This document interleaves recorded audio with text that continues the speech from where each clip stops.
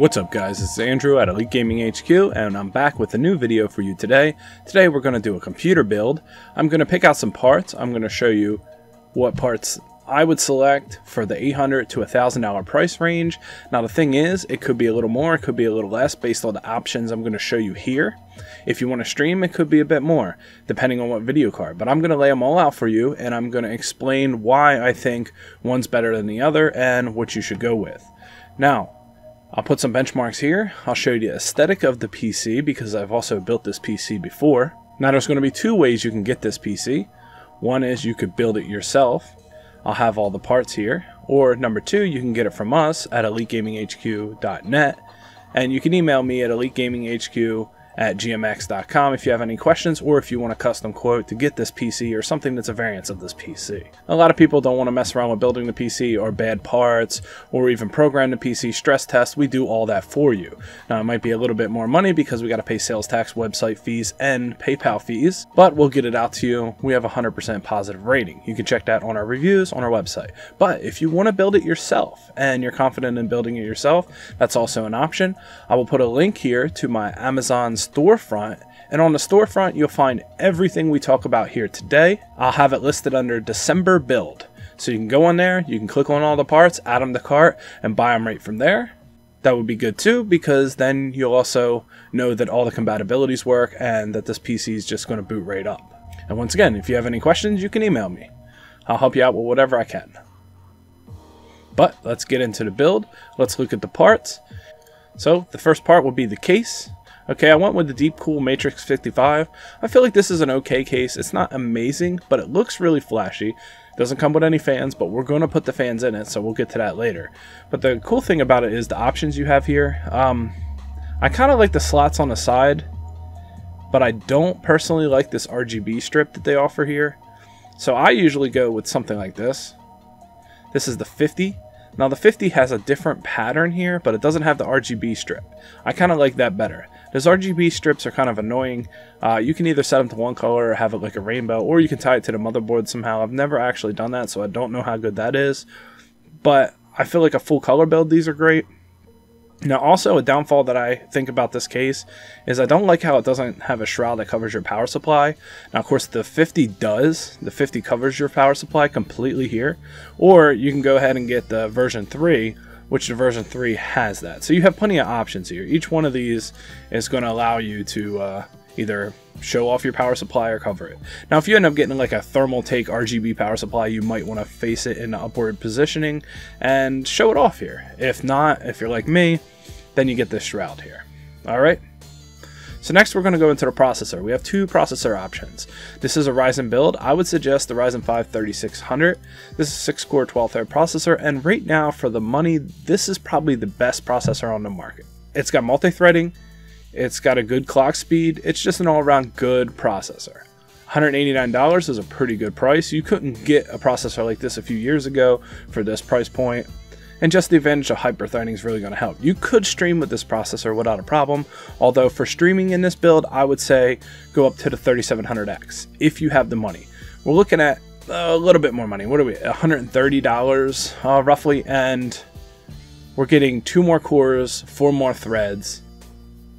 Basically everything else is the same, except you're also getting this amazing Wraith core. For one, it's going to really pop in that glass case, but number two, it's going to allow you to do a little more on the way of overclocking and keeping your processor and motherboard cool. So these type of coolers, these downward push coolers, they actually blow air onto your motherboard and it mushrooms out. So these keep your whole motherboard cool. So that's something to think about. As long as you got enough internal ventilation like exhaust and intake, these are a really good option, I feel. So that's something to think about. The 3600 has a very small core. It's okay for the job, but you know, if you're really going to do this, I feel like this is the good way to go. And plus down the road, I mean, you will not have to upgrade this processor anytime soon. I don't know, the expectancy, we were still using Intel i7 the 2600 or 2700, whatever the second generation was, they were still valid up until a year or two ago. So I feel like this thing is going to be good for a very long time. Next, the motherboard. I went to MSI AMD X470. Now this is a Ryzen 2 motherboard, but they have been updated with compatibility to accept the Ryzen 3. Have used them myself. This motherboard in particular, the reason why I like it is because, one, it's an automatic overclockable, but you can overclock on this motherboard. It has 4 DIMM slots for RAM, so we can go with 16 gigs now in dual channel configuration, and then later on, if we ever needed to, which I don't see it, but it's a possibility, if you want to go to 32 gigs, you can just add 2 more sticks. So you're going to put your RAM in the 2 red options right here. You also have plenty of PCI ports that if you want to add a capture card, anything like that. It says it has crossfire support, but I wouldn't recommend using 2 video cards ever at this point. But it's a possibility with this motherboard, supposedly. Another thing I really like is the fan headers. It has multiple fan headers. See, we got the one at the top, that's for the CPU, but we also have 4 other fan headers, which makes it great for controlling the airflow of your PC when it gets warmer. It ramps them up. And when it's cold, it makes it nice and quiet. So I also did a whole video on this. It's on my things you should know about PC gaming. If you want to learn more about fans and to hook them up, it's how to keep your PC quiet. So next, let's go into our video card. Now I offered a couple video card options. Mainly, I believe that with this build, the XFX or any Ryzen 5700 is amazing for this build. And we're going to go into why. Now, you could also go with the Intel variation, go with something like a RTX 2060. The superclocked model is actually really, really good. But the problem I have with something like this is, well, okay, let's back up for a second. If you already have a G-Sync monitor, then you're going to want to go with the geforce. You're going to want the NVIDIA because it's going to be compatible. But if we're starting from scratch and we're building from scratch, or you don't have a G-Sync monitor, I would recommend going with the AMD card here, the Radeon, because the Radeon card is going to be great for FreeSync, and FreeSync is very inexpensive. And when we go down to the monitor options towards the end of the video, I'm going to give you a couple options that have FreeSync. So you're going to have adaptive syncing. So what's going to happen is your video card and your monitor are going to lock in together. So you're going to get a solid like sync between the two. So when you turn real fast, you don't get screen tearing or anything like that, even if the video card is pushing a lot more on a monitor in some games or vice versa. So you can go with the NVIDIA. I think they're great cards. They really are. But for this particular build, I would say the 5700, and this is an aftermarket cooler, which is pretty cool. On the list, the December list, there's going to be a couple different options, different fan situations for different amounts of money, depending on how many you want. The 2 fan designs are really nice. You can go 3, etc. All right, next is our RAM. You can't go wrong with a good dual kit of Corsair Vengeance. This is 3200 megahertz. Well, you're probably going to get 3000 very easily, maybe 3200, depending on your stability or your overclocking, how you want to do it. If you just put the processor in, then you're going to be able to get the full 3200 in XMP profile, which is an option in the BIOS. It's going to be very simple. This is just great. You know, these used to be $220 like a year or two ago when we had that mining craze. Now you're paying $80. So there you go. This is all you're going to need. When I stream and game, I'm only using about 11 gigs. So 16 gigs I feel like is plenty. Alright, so now we're going to memory. I recommend an NVMe at this point. You don't have to. You can go back down to an SSD or something smaller, but less fast. But the A2000 is a very nice NVMe. You're talking lightning fast boot speeds, lightning fast game loads. Now, I would say the point of diminishing returns in these is somewhere around $54 for a 500 gig. That's a really good price. If you start to go in like a 1 terabyte or 2 terabyte, you're looking at $400. Like this Samsung EVO 960s, they're $150 for 1 terabyte. So what I would suggest is go with the 500 gig. Now, if you can afford more, go with more, but I would get a 500 gig NVMe and then a 1 terabyte backup drive, because you got to understand a lot of your games and stuff are not going to benefit from utilizing all SSD and NVMe. It's just not. They're just not going to need that extra speed for loading. Like especially if you play like a lot of older games or games like Stardew Valley, stuff like that. Now, if you're talking like PUBG and games like that, then yes, an NVMe is great. But those games are generally pretty small. Really what you're affecting is the load time to get onto the map. At this point, all these drives are fast enough where you'll be able to load the maps in time, so you won't have like artifacting when you're in there. This won't be on the hard drive end of the problem if you ever do have that problem, but the big point is a lot of games are not going to benefit from an NVMe, and most of the games that are very small. Overwatch, maybe, because when you're loading into the map, but you got plenty of time. PUBG, stuff like that. That's what you're going to use this for. Terraria, Stardew Valley, Minecraft, all this stuff, then you're going to put on a regular hard drive. Alright, next is the power supply. This is a gold Thermaltake power supply. One of the biggest things about making a solid computer is your power supply. I've done multiple videos on power supplies, which one should you get, which brand should you get. The biggest problem with these pre-built manufacturers is they don't use good power supplies because people don't look into it. While Thermaltake's a really good brand, and this is 80 plus gold. So if you go look at my video on power supplies, I explain exactly what that means and their efficiency ratings. And with 600 watts at 80 plus gold, you have plenty of room for the future upgrades. You can go up to RTX 2070 if you wanted a 5700 XT, which is the step up of both of those video cards, without a problem.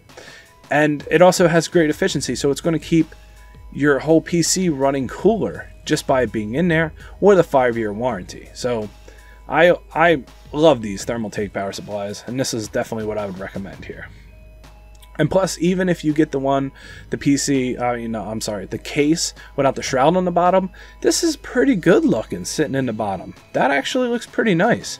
Of course, it'll be flipped, but yeah, it's powder coated. There you go. So next, onto the fans. Now, I picked these fans up a couple times. These are a pretty cheap set of fans, actually, but they look really good, and they seem to run pretty efficiently. And RGB fans can be so expensive, but we're looking at 5 fans here for $32.99. And since this is a budget build, these are what I recommend. And those pictures that I can show you here, they're using these fans, and that's how good this looks. So I would say on this build, let's use these. They're great. The airflow is good. I mean, it's not going to be as good as, like, let's say a Noctua fan, like a $30 or $20 fan, but you have 3 intake 120s and 2 exterior 120s. I'm going to show you how that's laid out, and that's going to make your case, any case, cool, really.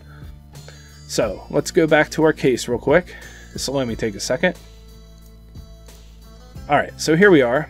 So what we're going to do is, just like my illustrations, you're going to put 3 fans in the front, and that's going to be your intake. That's going to constantly pull in. You're going to put a fan exhaust here, a fan up top exhaust. So you got 3 coming in, 2 exhaust. You follow me so far, and then you got your video card, which is also in an exhaust orientation.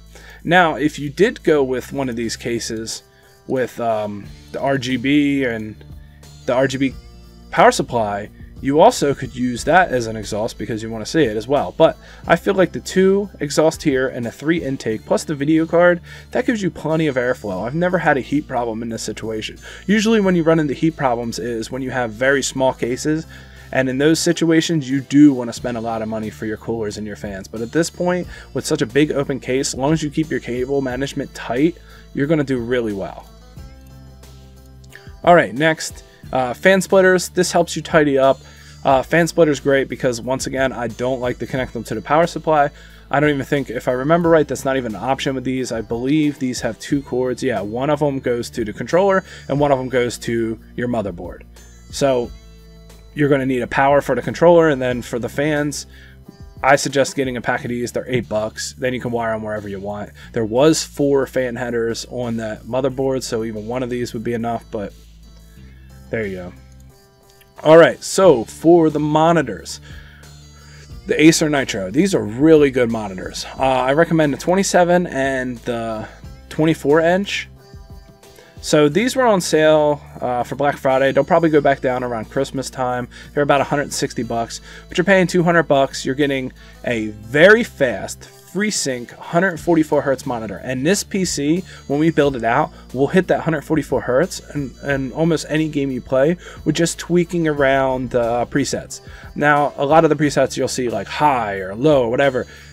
That says one thing, but you can tailor the game to the frame rate that you want, and it's easily achievable to get 144 Hz with a system like this in most, if not all games, unless of course it's something like Arc, or it's something where the game is not optimized very well, which is like Rust, for example. You can build a $4,000 system, and Rust still is probably going to sit around 70 FPS, maybe a little more, but you get the point. Optimization is key.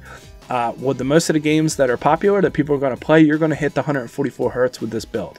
Now, if you want to pay a little bit more, you can get the 27-inch, which I'm a big fan of the 27-inch. Also, these are IPS panels, so they're going to look very nice. I hear every once in a while when people ask me about PC builds, they're like, can I just use my TV? I'm like, you can, but you don't know what it's going to look like on a monitor until you get a monitor, and then you're just blown away. It's a night and day difference. I have a real life friend who can test it out. I talked to him, he got it, and he was just like, what the hell? It's like, this is so much better.